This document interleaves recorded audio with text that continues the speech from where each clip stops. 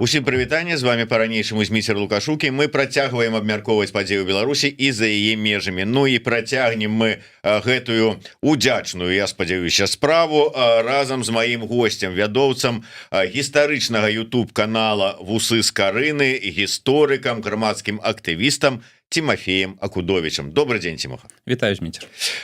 Тимофей, давай пачнем давай пачнем з YouTube канала Вусы з Карыны. У якім ён сёння стане, бо зараз шмат хто кажа, што вось гэтыя не вельмі добрыя тэндэнцыі ў свеце, якія адбываюцца, яны шмат каму нашкодзілі, шмат хто там, можа быць, спыніў сваю дзейнасць. Што у вас?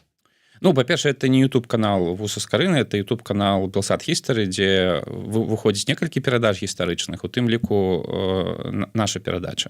Ну, сітуацыя такая, што ў гэтым годзе мы выходзім крыху у скарочаным графіку, раз на 2 тыдні. Вось, і што будзе і мы выходзім да канца мая, гэта дакладна. То есть трэці сезон такі крыху абрэзаны, але ў нас завершыцца. Што будзе ў верасні, пакуль невядома. Вось, паглядзім. Пра працяг пакуль нічога не магу сказаць. А ўвогуле вы ж вот сочыце за сваімі калегамі, якія займаюцца прасоўваннем, папулярызацыяй беларускай гісторыі на розных пляцоўках, на розных каналах. Што адбываецца? Наколькі цікавасць ёсць, наколькі прафесійна працуюць, наколькі вось гэтыя тэндэнцыі, якія мы ўзгадалі, яны сёння адбіваюцца на гэтай працы? Ну, мне падаецца, што калі так агулам карціну ацэньваць, то там у 20-м годзе быў вялікі такі ўсплеск цікавасці да гісторыі. Ну, это бачна там па праглядах тады існуючых розных каналаў. Пасля ён спаў крыху, але ну, мне падаецца, што вельмі павольна, вельмі марудна мы павялічваем гэту цікаўнасць. Вось, ну, прынамсі, там нашыя вусы, першы сезон, мне падаецца, там 3-4 тысячи глядзела ў сярэднім адзін выпуск. Зараз, ну, мінулы сезон у нас было там сярэдняя колькасць праглядаў 12 тысячаў. Вось, то бок мы паціху прывучаем беларусаў глядзець розныя беларускі гістарычны YouTube. Гэта складана, але ну, мне падаецца, што у нас з'яўляюцца новыя цікавыя праекты з розныя формы. Людзі спрабуюць вельмі з розных бакоў падыходзіць да гэтай тэмы. Ёсць над чым працаваць, але агулам рух ёсць. І таму проста трэба падрыхтавацца да таго, што гэта такая доўгая, складаная, неўдзячная справа. Вось, бо з аднаго боку людзям, ну, вялікай колькасці беларусаў гісторыя не цікава, гэта яшчэ савецкіх часоў засталося, мы з гэтым змагаемся. З іншага боку, ёсць катэгорыя людзей шырокая, якім цікава проста даведацца, што у беларусаў усё было окей ў гісторыі, мы былі крутыя і ісці займацца сваімі справамі. І калі ну, там YouTube-канал не дае лёгкіх адказаў, то таксама атрымліваецца нецікава. І набіраць вот эту катэгорыю людзей, якім в прынцыпе цікава разбірацца ў гісторыі, цікава розныя факты, сюжэты, якія ну там ловяць кайф ад самого гэтай прасторы. Ну, гэта доўгі складаны шлях, які мы праходзім. Вось я нават ну, не скажу, што вот прямо зараз, але перыядычна сустракаю такія пытанні. Так а дзе можна паглядзець, дзе можна даведацца, якім чынам вот штосьці спазнаць пра беларускую гісторыю? Гэта але ж ужо колькі гадоў, ну вот з 20-го года як мінімум, гэта ёсць такая тэндэнцыя, што з'яўляюцца новыя пляцоўкі, новыя нейкія каналы, нейкія новыя магчымасці. Гэта праблема наша, што мы не можам данесці інфармацыю да людзей, прынамсі хаця бы пра існаванне такіх пляцовак, ці ў чым, вот чаму? Я не думаю, што гэта нават праблема. Ну, у сэнсе, это праблема, якая рашаецца проста зноўку пашырэннем контенту, пошукаў новых формаў. Таму што, ну, ведаеце, ну, гэта ж не урок гісторыі, дзе табе угадалі настаўніка, ты такога і слухаеш. Людзі глядзяць YouTube, не ведаю, седзячы там, крамсаючы салат ці гатуючы ежу. Ім трэба, каб ім падабаўся вядоўца, каб ім падабаўся фармат, каб ім гэта нечым зачапіла. Ну і відавочна, што пакуль што ўсе тыя фарматы, якія ёсць пра беларускую гісторыю, яны чапляюць не ўсіх. Ну, бо проста іх яшчэ аб'ектыўна не шмат. іх становіцца ўсё больш, но іх яшчэ не шмат. І таму аднойчы з'явіцца чарговы нейкі цікавы вядоўца, які захопіць новую катэгорыю там беларусаў, якія да гэтага не глядзелі. Просто трэба чакаць, спрабаваць глядзець, таму што ўжо ёсць чаго выбіраць. Цімох, скажи мне, як ты лічыш, а беларусы ўвогуле здольныя адстойваць сваё? Вот нейкія там свае нацыянальныя сімвалы, свае каштоўнасці, свае патрэбы, свае, умоўна кажучы, нацыянальныя інтарэсы. Я чаму пытаюся? Ось буквально у нас днямі тут у эфіры быў былы беларускі добраахвотнік Кусь Александр Клачко, які вельмі абурыўся таму факту, што, ну вось, як ён кажа, літоўцы адбіраюць у нас пагоню, забараняюць нам ёй карыстацца. Ну, сітуацыя з пашпартам, што на вокладцы пагоні, і там такі узняўся халівар з гэтай нагоды. А беларусы неяк не адстайваюць сваё права на пагоню. Неяк, ну, альбо там моўчкі абураюцца, альбо яшчэ што-небудзь. Наколькі мы здольныя адстаяць сваё? Ну, слухайте, у мяне там твиттер быў забіты пасля гэтага фоткамі з пагоні, беларусы вывешвалі пагоню. Мне падаецца, што не было там супер нейкай рэакцыі на гэту падзею, просто таму што, ну, сама падзея, вот конкретна гэта, ну, маргінальная крыху, ну, абсалютна незразумела, чаму нейкіх 70 чалавек ці колькі іх там было, вырашылі ввогуле это зрабіць. Ну, нават на фоне ўсяго гэта там крызіса гістарычнага, які існуе паміж намі літоўцамі, ну, абсалютна незразумелае дзеянне. Вось, таму мне здаецца, шмат хто з беларусаў палічыў, што, ну, просто гэта не варта увагі падзеі. Магчыма, калі моцна падагульняць гэту гісторыю, то мне падаецца, ну, это я так сходу думаю, мне падаецца, нам важныя нашы сімвалы, мы іх адстойваем, але просто робім гэта спакойна і далікатна, без панікі. Ну, можа быть і так, да, але сапраўды часам такое здараецца, такое адчуванне, што неяк вот беларусы за сваё, ну, не асабліва там пазмагацца. Ну, хочаце вы пагоню, ну, наце вам пагоню, а мы тут неяк абыдземся там ці яшчэ што-небудзь. Вот вы лічыце, што гэта гісторыя ваша, ну, ладно, лічыце себе, абы вот как бы было ў хаце спакойна. Ды, ну, мне здаецца, наадварот. Слухайце, тут уже часам трэба трымаць беларусаў за руку, каб яны там у палякаў Міцкевіча не забіралі. Вось, пагоню, ну, как бы, мы ж у літоўцу не забіраем пагоню, ну, як бы, ніхто ж не адмаўляўся ад пагоні з беларусаў з-за таго, што там хто-то падаў заяву у Сойм літоўскі. Вось, я думаю, што недахоп грамадскай рэакцыі, ну, такі гістарычна звязаны просто з недаразвітасцю беларускай нацыянальнай свядомасці. Яна зараз развіваецца, і там, дзе яна развілася, там все нормально. Просто, можа, мы не заўсёды любім вот лішнія скандалы на гэту тэму. Вось, але так агулам, да нормально у нас все з гэтым. Давайте да іншых тэмаў. Дарэчы, вы ўжо з літоўцамі памірыліся асабіста? З усімі разам? Ну, я не ведаю, прынамсі з тымі, якія там казалі забаніць Акудовіча, забараніць ему уезд у Літву, увогуле там, што там яшчэ там вам, чым вам яшчэ пагражалі? Ну, не ведаю, не правяраў, вот бліжэйшым часам паеду у Вільню, паглядзім, вось, праверым на сабе. Ну, а ўвогуле, вось гэты хвалёны там ці страшны жахлівы ліцвінізм, як ён пажывае? Я не ведаю, я не адсочваю па шчырасці, хаця мне падаецца, што пытанне гэта досыць важнае. Я б не зводзіў, ну, я ўжо казаў пра гэта, я б не зводзіў гэту всю сітуацыю да там проіскаў нейкіх КГБшнікаў. Ну, мне падаецца, у нас глыбінна сапраўды ёсць недапрагавораная, вельмі балючая тэма дзяльбы ВКЛ. Вось. Як бы, як да яе падступіцца і як выйсці на нейкі такі нармальны ўзровень абмеркавання, ну, гэта вялікае пытанне, ну, яна не вырашыцца там адной сустрэчы, нельга проста сесці за стол і пагадзіцца. Это напрацоўка сувязяў, кантактаў, гэта напрацоўка. І тут, ведаеце, мне падаецца, што праблема з літвінізмам не ў тым, што мы па-рознаму ацэньваем там канкрэтную гісторыю ВКЛ, а ў тым, што мы просто вельмі слаба ведаем адзін аднога, вот, як народы, тому што гаворым на розных мовах, у вельмі розных кантэкстах існуем, бо, напрыклад, там з украінцамі Русь дзяліць нам, як бы, ну, няма ж халівара на эту тэму, да, як бы, хаця там мы расказваем пра полацкае княства ці там пра Францыска Скарыну, яны пра нешта сваё, і нармальна ёсць кантакт. Я думаю, што ёсць просто это не не веданне адно аднога. Яно і спараджае вот эту з'яву. Мне, дарэчы, не падабаецца слова літвінізм, не я адзін пра гэта казаў. Тут штосьці трэба нейкае новае слово прыдумаць, таму што мне падаецца, сутнасная праблема тут глобальная у тым, ну калі мы пра радыкальную частку гаворым, у тым, што ёсць катэгорыя беларусаў і катэгорыя, ну, ёсць людзі ў беларускім грамадстве і ў літоўскім грамадстве, якія проста адмаўляюць іншым у праве быць у мінулым. Ну, то есть, вот, у чым сэнс радыкальнага літвінізма? Яны адмаўляюць літоўцам права лічыць старадаўніх там літоўцаў і экштайтаў сваімі продкамі. Яны кажуць, ваши продкі толькі жамойты. Это мы вам придумали. Вот мы вам придумали, і вы падпарадкуецеся нашим рашэнням. Чаму так? Неясна.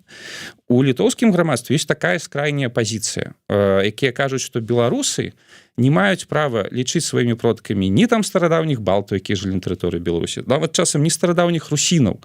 Сваімі продкамі беларусы маюць права лічыць толькі калхознікаў, якія жылі ў 20 стагоддзі, і ўсё. Вось. Ну, это тое, што я пачуў з гэтых дыскусій. Чаму людзі з іншай краіны расказваюць нам, кім мы павінны сябе лічыць нашымі продкамі?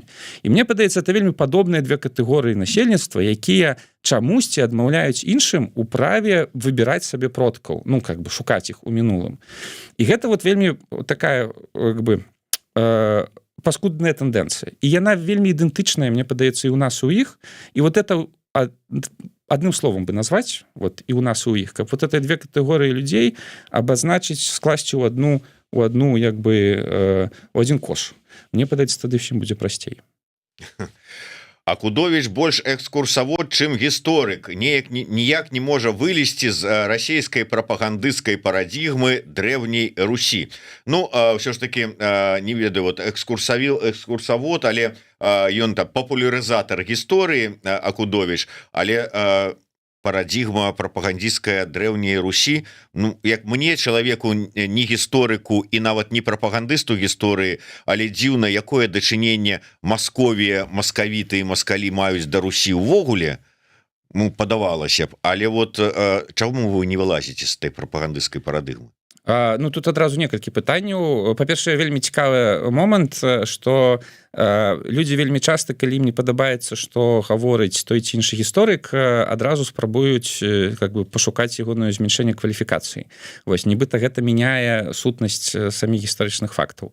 Вось, ну, як бы я сапраўды, як бы я экскурсавод, вось, як навуковец, я ўжо сваю кар'еру даўно скончыў, яна была мінімальная ў мяне, таму я сапраўды такі, хутчэй, там гісторык-папулярызатар, экскурсавод, это калі ласка, з гэтым няма праблем, але ж чым гэта адмяняе тое, што, ну, у нас быў перыяд старадаўняй Русі, што гэта перыяд важны для гісторыі Беларусі, і што сапраўды ён у нашым грамадскай свядомасці крыху запушчаны, забыты, што мы на працягу там 30 год выбудоўваем гісторыю Беларусі, ну, асабліва дэмакратычнай прасторы, выключна з пазіцыі там ВКЛ, Великае княства Літоўскага і ўсё такое.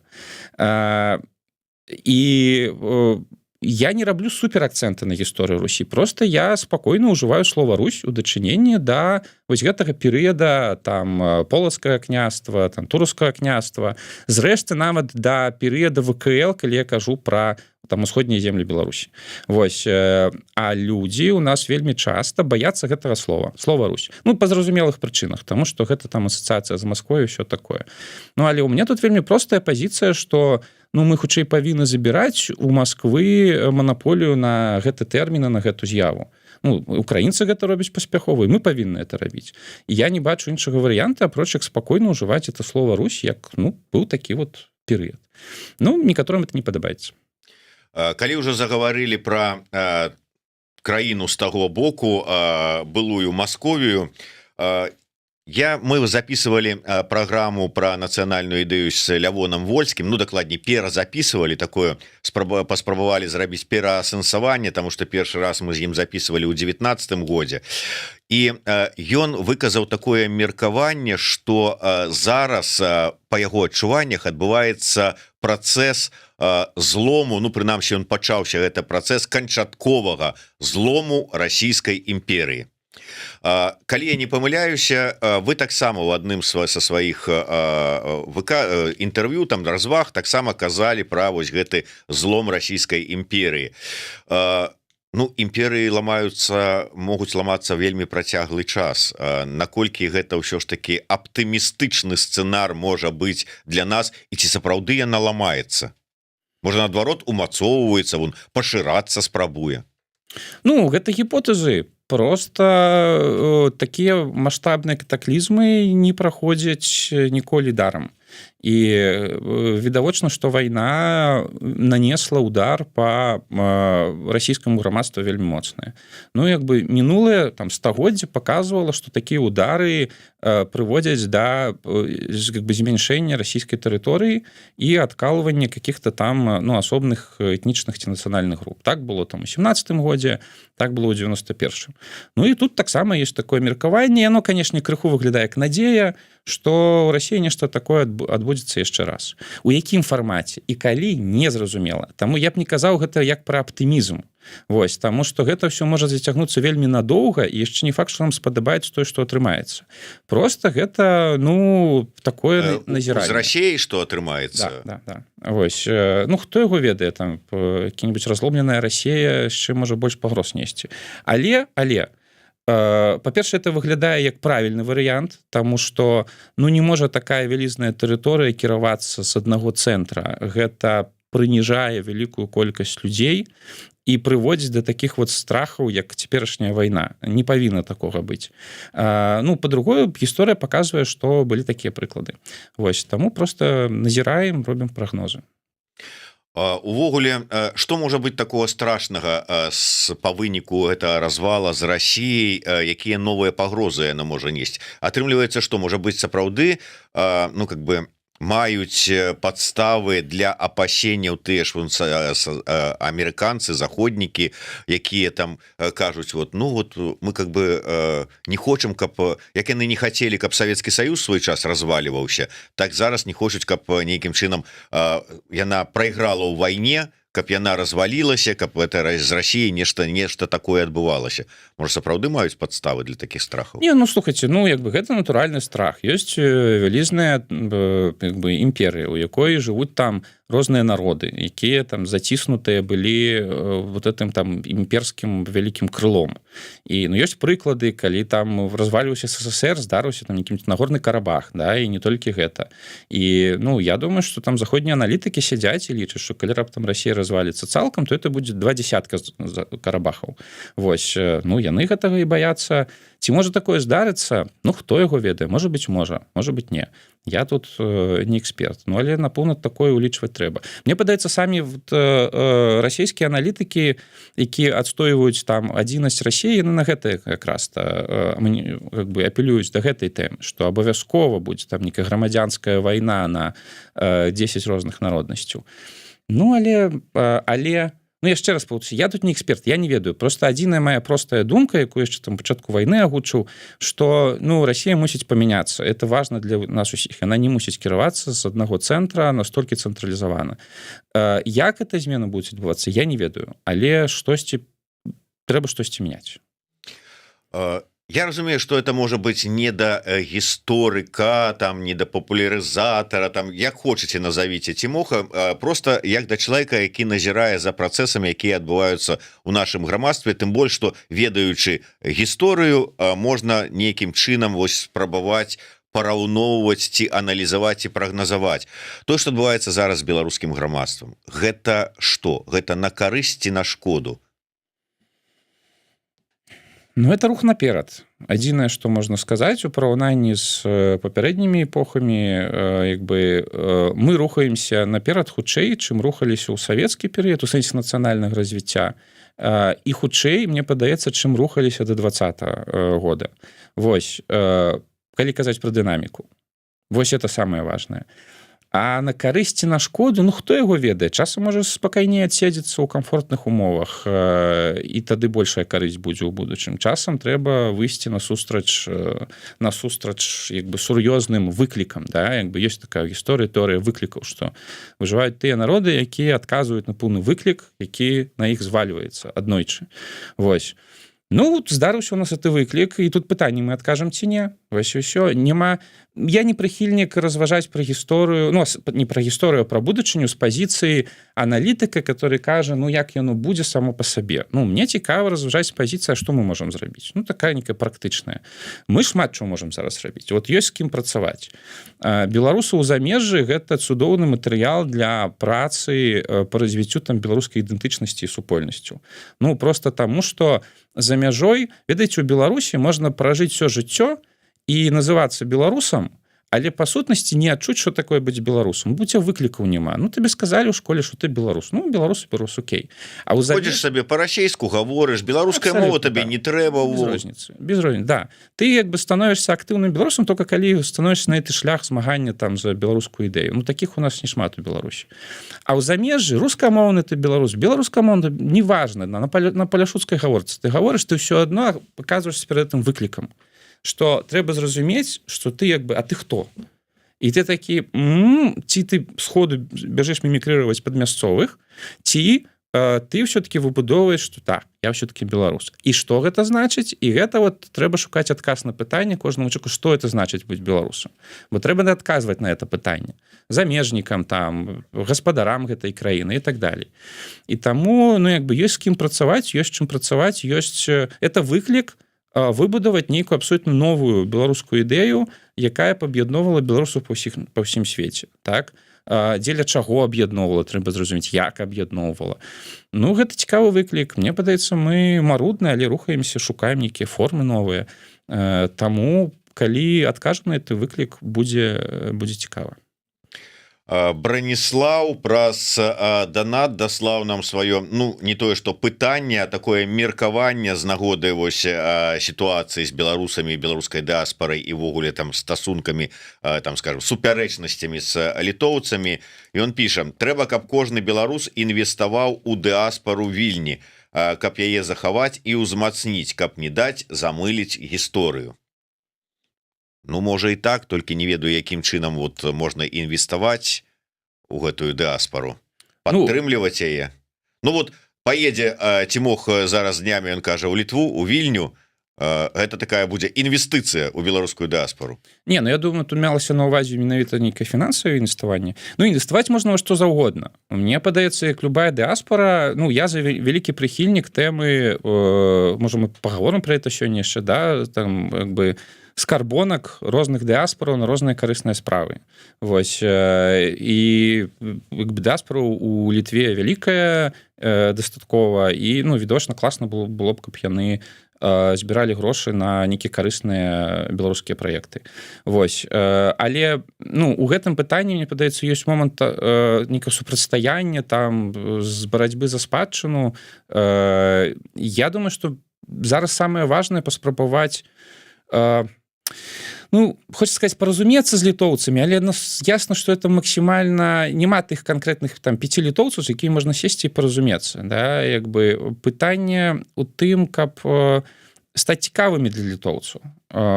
Вось. І зацікавіцца самім літоўскай культурай і літоўскай гісторыяй, якую мы слаба ведаем, канкрэтна літоўскую. Таму мне падаецца, што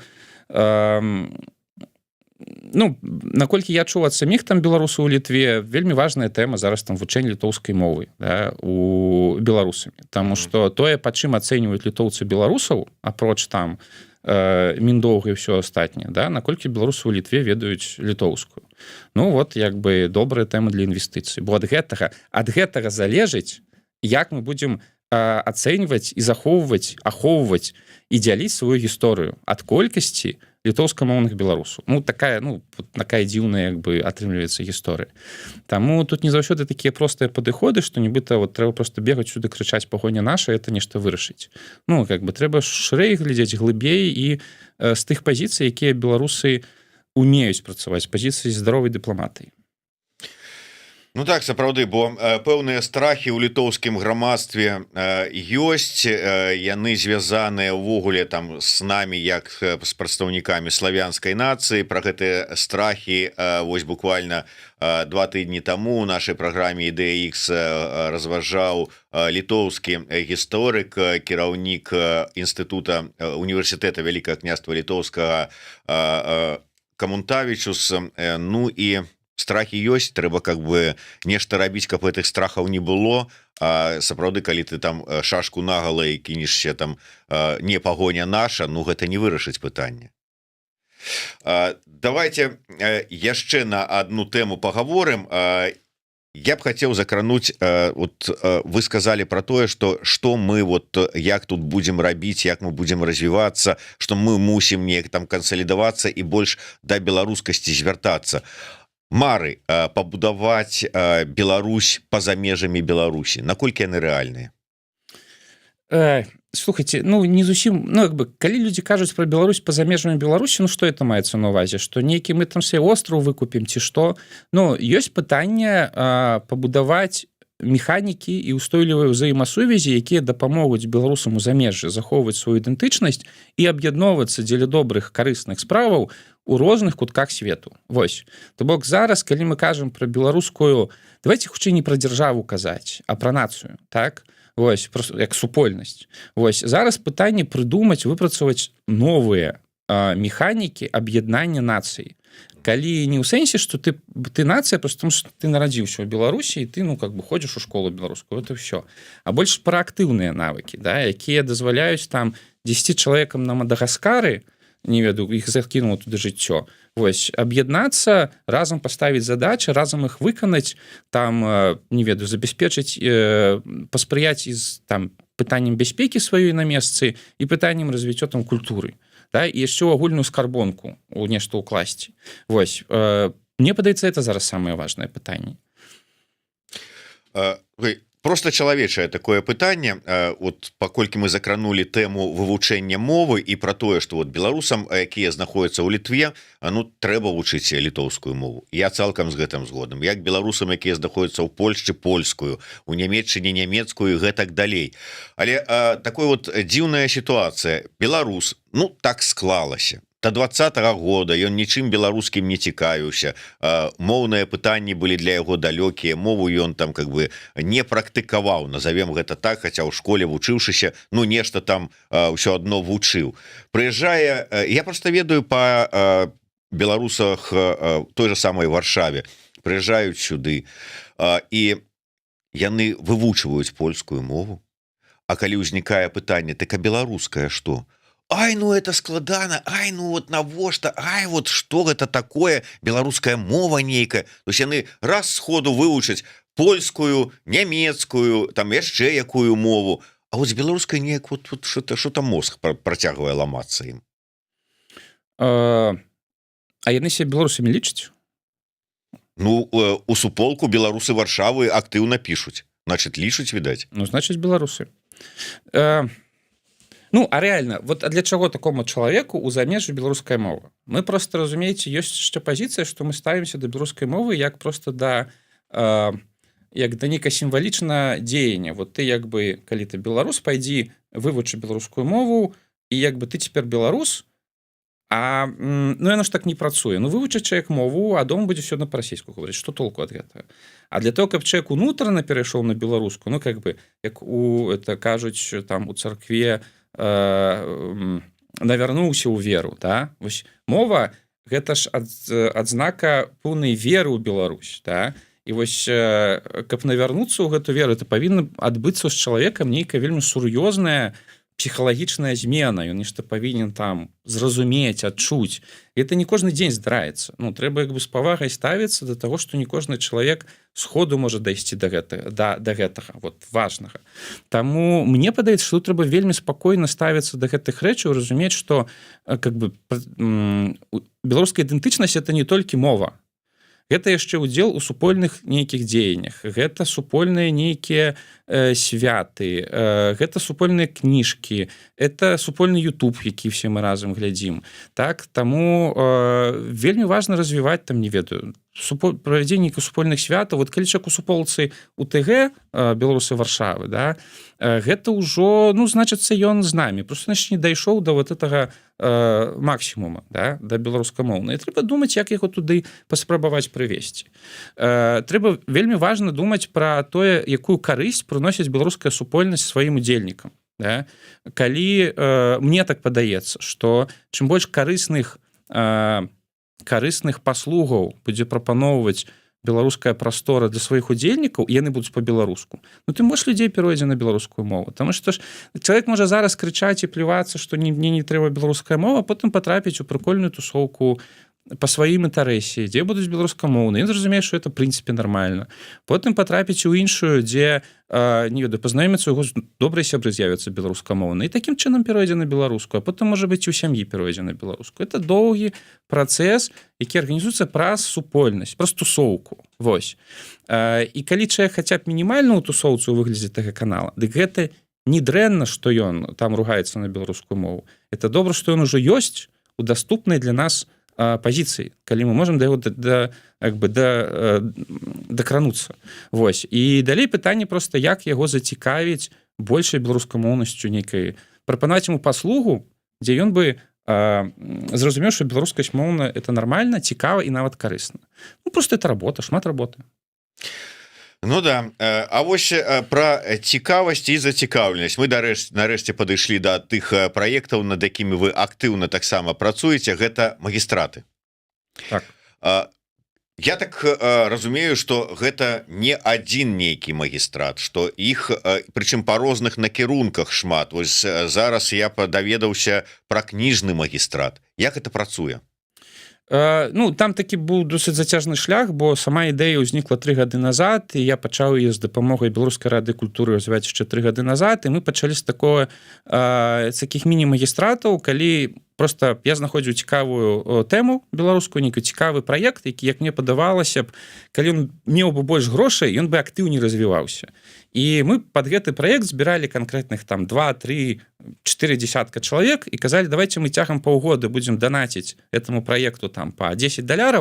І ён, дзякуючы нашай падтрымцы, невялікай, але все-таки актыўней будзе развівацца.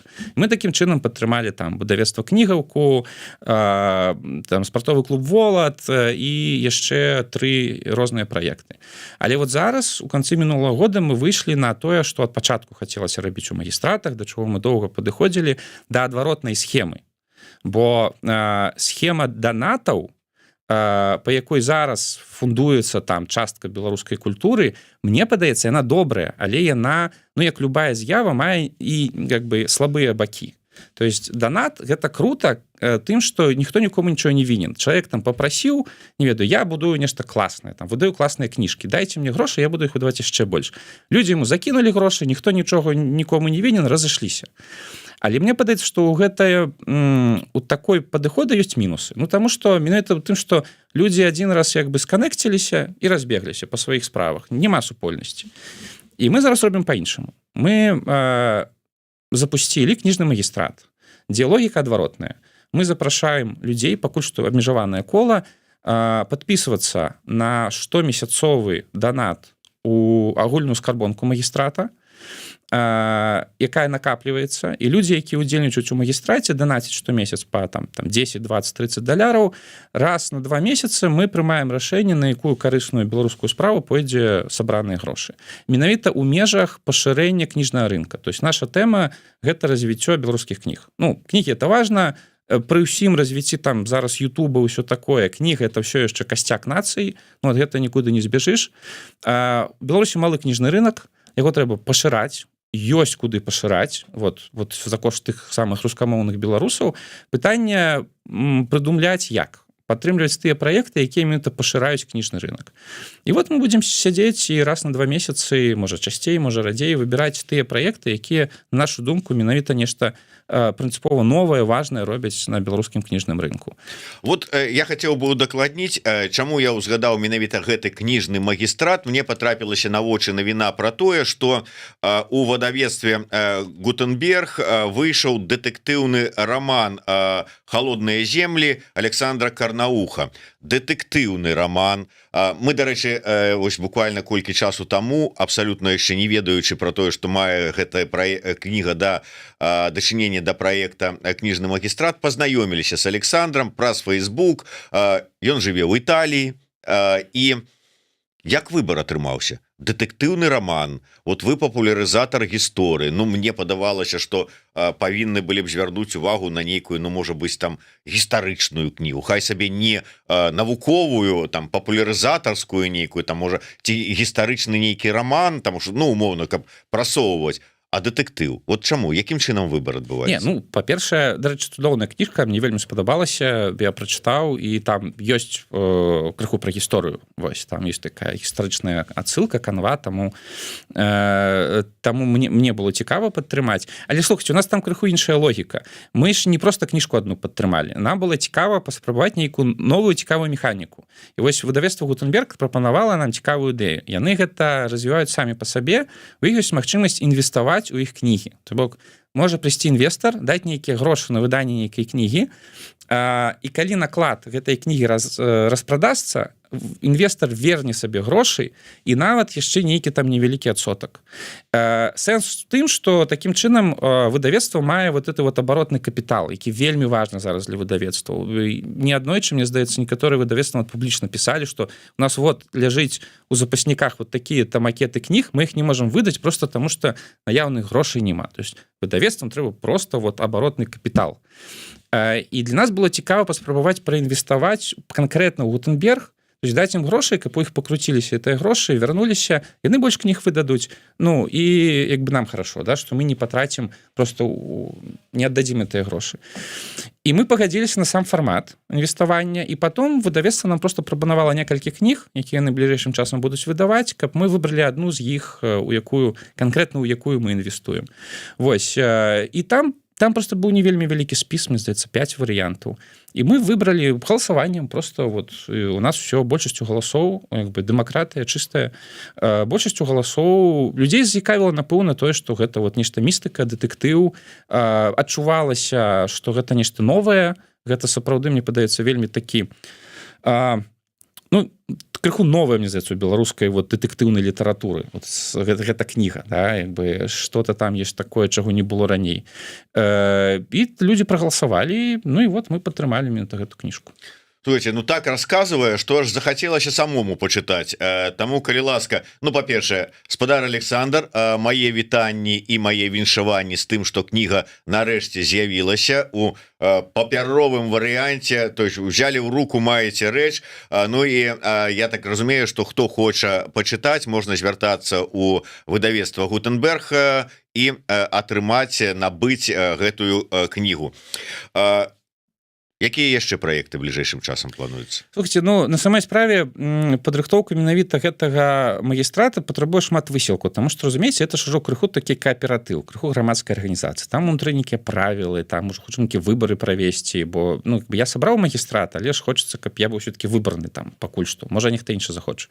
Вось нейкія там правілы, як гэтыя галасаванні праводзіць. Таму досыць шмат сілаў ідзе на гэту частку, але мы ўжо рыхтуем новы тур галасавання, то бок недзе ў маі мы прагаласуем за нейкі наступны праект. Я пакуль не гатовы расказваць які, но ёсць 2-3 цікавых варыянта. І гэта не проста падтрымка кніг, это падтрымка цікавых вот зноўку механік унутры кніжнага рынка. І ну ёсць у мяне натхненне, жаданне запусціць у гэтым годзе яшчэ адзін, можа 2 магістраты па нейкіх блізкіх тэмах. Можа быць па развіццю беларускай гістарычнай прасторы медыйнай, вось, можа быць па развіццю якіх-нейкіх праектаў па беларускай мове, ну вот нешта ў гэты кірунак. Дарэчы, я хацеў бы звярнуцца да наших слухачоў і гледачоў. Ну, па-першае, безумоўна, глядзіце вусы з Карыны на Белсаце, не пропускайце, а то глядзіце, он до конца мая толькі буду выходзіць, што там далей пакуль невядома. У любым выпадку сачыце за тым, што адбываецца на магістратах, на тым же самым кніжным магістраце, якія праекты. Ну і таксама звяртаюся да тых, у каго ёсць такая магчымасць, падтрымайце Будзьму. Зараз кампанія знаходіцца ў даволі складанай сітуацыі, ёсць спасылачка у нас тут у апісанні, яны звярнуліся па дапамогу і мы падтрымліваем гэтую просьбу зварот, калі ёсць такая магчымасць, падтрымайце Будзьму. Ну і нас можете падтрымаць просто сваёй подпіскай. Подписывайтесь на YouTube канал Еврорады, ставьте свае падабайкі, націскайте на звоночек і расширвайте, калі для вас гэта бяспечна. Ну хотя мы конечно не адмовімся і ад таго, калі вы і Еврорада вырашыце падтрымаць. Тут таксама спасылачка на падтрымку працы рэдакцыі ёсць, як это можна зрабіць. Тимох, на завяршэннях я хотел бы такое агульнае таксама пытанне, просто як гісторыка меркавання цікава і як чалавека. Мы закранули тэму, што адбываецца з беларусамі за мяжой і гэтак далей. Мы любім параўноўваць, калі кажам про тое, што ну вот колькі беларусаў з'ехала, вымушана такая вялікая міграцыя, і вот але калісьці вот паглядзіце ірландцаў, колькі з'ехала ў ЗША, колькі італьянцаў з'ехала, якая была вялікая міграцыя. Але ж адрозненне ёсць. У іх-то краіна іх за плячыма заставалася. Яны маглі ў любы момант, там расчараваўшыся ў ЗША там ці яшчэ ў чым, завярнуцца ды вярнуцца. У нас такой магчымасці няма, прынамсі вот у нас з вами як мінімум, і у сотен тысяч іншых беларусаў таксама. Що ж таки адрозненне ёсць, як это ўплывае на нас, на нашу вот гуртаванне, на нашу супольнасць. Ну, па-першае, я б не сказаў, ёсць прыклад, эміграцыі вельмі розныя бываюць, і ў гісторыі былі прыклады, слухайце, ірландцам пасля іх там страшнага голоду ў 19 стагоддзі не было асабліва куды вярнацца ў Ірландыю. Вось, палякам у савецкія часы пасляваенныя таксама, ну, куды яны ту савецкую Польшу вярталіся. Таму былі прыклады вельмі моцных, вельмі якасных эміграцый, якія развіваліся ў фармаце таксама, калі на радзіму нельга вярнуцца і на радзіме нейкі трэш адбываецца. Вось, таму, ну і спраўляліся яны, стваралі вельмі яркія вобразы, стваралі сістэмы падтрымкі. Польская Палонія, то ўвогуле там фантастычны прыклад замежнай арганізацыі цэлага народа. Вось, таму мне падаецца, нам ёсць з чым разбірацца, ёсць адкуль браць, што называецца, рэферэнс. Да нават беларускай эміграцыі, якой таксама пасляваенна не было куды вяртацца, мне падаецца, мы недаацэньваем некаторыя іх механікі, якія навучыліся арганізоўваць і рабіць у замежжы. Таму я б не сказаў, слухайце, ну ёсць чым параўноўваць. Канешне, хочацца рабіць яшчэ больш, хочацца рабіць лепш, хочацца рабіць эфектыўней, гэта правільна, але ёсць на што глядзець для прыкладу. Вось, былі прыклады ў мінулым. Добра, а таксама з гістарычнага пункту гледжання, дэмакратычныя сілы, вот структуры, якія ёсць, няма такого адчування, што яны ператвараюцца ў Раду БНР 2.0? Слухайте, так это натуральны працэс. Ну, а куды падзенешся, калі няма апоры на зямлю, калі не зразумела, на што ты, на чым ты стаіш, так, як бы, які там твой аб'ект уздзеяння. Бо беларусы тут раз'ехаліся, і на беларускую дзяржаву ты ніяк не ўплываеш. Таму гэта натуральны працэс, і таму так. Ёсць вялікі выклік у дэмакратычных структураў, як прыдумаць такі фармат працы, каб стаяць на зямлі, каб рабіць нешта канкрэтнае. Гэты выклік ёсць, на яго пакуль не дадзены адказ. Мне падаецца, што самым правільным было б пераходзіць, тэсціраваць вот зараз гэты фармат нейкіх кааператываў. Калі людзі аб'ядноўваюцца у, можа быць, не вельмі вялікія супольнасці, але супольнасці, якія маюць вот гэты агульны бюджэт, так, і выбранае кіраўніцтва. Магчыма, мы зараз, ведаеце, жывем крыху. Вот, ведаць, што мне падаецца, у нас ёсць уяўленне, што мы живем у фармаце вот этого вот такой стандартной иммиграции, где есть великая земля, мы раскиданы, и мы такая вот европейская нация, просто вот одна з таких стандартных. А мне падаецца, што мы живем у фармаце крыху дзікага захаду. Калі, ну, нам трэба аб'ядноўвацца ў нейкія вот гэтыя маленькія аб'яднанні, ну, але эффектыўныя, да? Не чакаць, што мы вот агулам всёй нацыі дзе-то збяремся, построимся и будем, вот, пойдем там ратаваць Беларусь. Мы пачынаем знізу, з самага пачатку, з нейкіх вот аб'яднанняў 20, 30, 100 чалавек, але это аб'яднанне павінны быць моцныя. Мець свою скарбонку кіраўніка, скарбніка там і развіваць нейкія зразумелыя для сябе патрэбныя ад зямлі патрэбныя рэчы. Вось, таму я, напэўна, і заняўся тэмай кааператыву, бо яна найбліжэй да гэтага падыходу. Вось, напэўна, трэба пачынаць расці знізу. Ну что ж, будем спадзявацца, что сапраўды вось так вот знизу и прорастем. Вот не догодили, я прынамсі, я так разумею, хоть назвали меня Лукашевичем, но але тым не менш, тут повинен за Кудовичем размаўляць не ангажаваны по самые вуши ідэаліст Лукашевич, а профессор Олесь Белы. Ну не ведаю, у что я там по самые вуши ідэальны заангажаваны, але ну я не супраць, каб все ж таки вот Акудович, скажем, с Белым таксама недзе там такую дыскусію зладзілі ці абмеркаванне там на пэўных пытанняў. Арганізоўвай, Миколай Ланец, калі ласка, я з задавальненнем далучуся і пагляжу, наколькі ідэалістычная моя заангажаванасць адпавядае пачутаму падчас такой дыскусіі. Дзякуй вялікі, Тимоха. Далучайцеся да магістратаў усіх, якія будуць вось ад Тимохі і яго каманды сыходзіць, ці то кніжны магістрат, ці то якія іншыя, якія яны плануюць, якія існуюць. Калі ласка, такая падтрымка ёсць для пабудовы менавіта вось тых нізавых структур, пра якія Тимоха казаў. Так разам пераможам. Да сустрэчы, жыве Беларусь. Сябры, праект Беларусь Tomorrow яднае прадукцыю шматлікіх беларускіх медыа, і яго ўжо можна глядзець са спадарожніка. Як гэта зрабіць, шукайце ў апісанні да нашага відэа.